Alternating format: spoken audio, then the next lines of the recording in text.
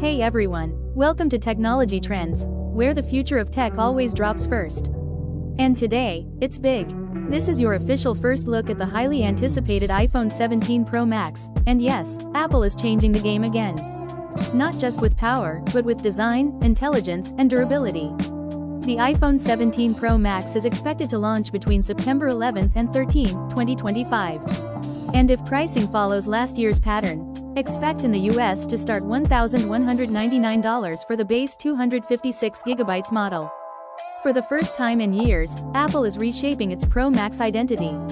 The iPhone 17 Pro Max features a bold, clean horizontal camera island across the top back. No more corner bump, just precision symmetry. The titanium frame is here to stay, but slimmer bezels, a sleeker body, and more screen in the same form factor push it to the edge of industrial beauty. Slightly thicker than the 16 Pro Max, at around 8.7mm, but that extra room fuels more power. Powering it all is the new Apple A19 Pro chip, built on a 3nm plus process. Expect 12GB of RAM in the Pro Max, making it not just fast, but shockingly efficient. Let's talk about the lenses. All three rear sensors are now 48 megapixels. Main wide, ultra wide, and a periscope telephoto capable of 5x optical zoom and 8K recording. That added thickness? It hides a larger battery, rumored to offer a full extra hour of screen on time over the 16 Pro Max. Wi-Fi 7, Apple's own 5G modem, under-display Face ID.